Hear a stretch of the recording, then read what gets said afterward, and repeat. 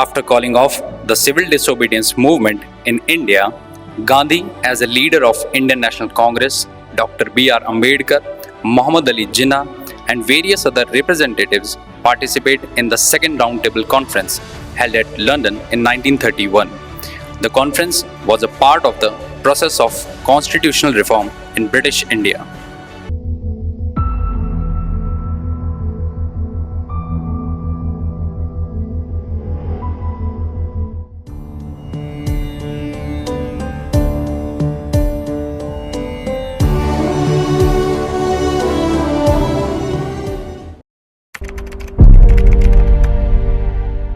I am Ramsay MacDonald, the Prime Minister of Britain, trying to mediate between the conflicting interests of women, caste and religious representation in India.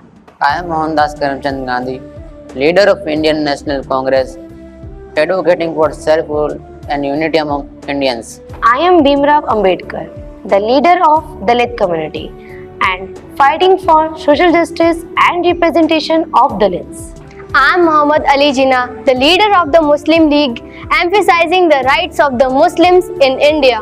I am the voice of Indian women, representing the voice of women and social reform. I am a British official and a skeptical aide to Prime Minister Ramsay MacDonald, and I am concerned about maintaining the control over India.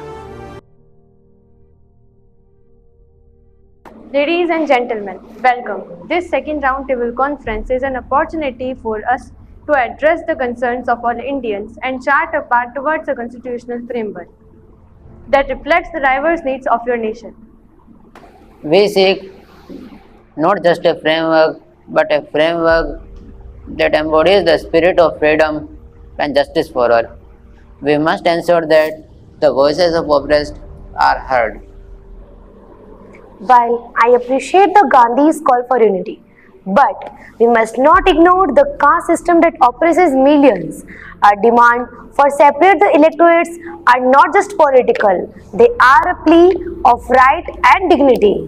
And what about the Muslims? Our identity cannot be sacrificed at the altar of so-called unity. We need assurance for our representation.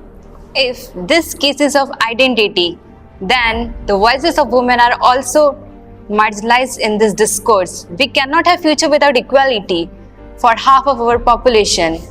Women must included in every decision. We understand the complexity of these issues, but without compromise, we risk fragmentation. We cannot compromise at the cost of justice. Each community must be empowered to govern itself in harmony. And what for historical grievances? A mere framework will not dismantle centuries of oppression. We must consider the stability of the empire. Too much autonomy could lead to chaos. We must envision a future where all communities coexist. But this cannot happen without respect and recognition of each other's rights. Perhaps we can establish a committee to address these grievances specifically, but it must be inclusive. If we can ensure that the committee has the authority to enact change, I will consider it. And we must include provisions for women's rights and representation in this committee. It seems like we are on the verge of a breakthrough. Let's draft a constitutional framework that works towards a united front. It is a step toward understanding, not for us, but for the generation that follow. Down the imperialism! Down the imperialism! Long live the revolution! Long live the revolution!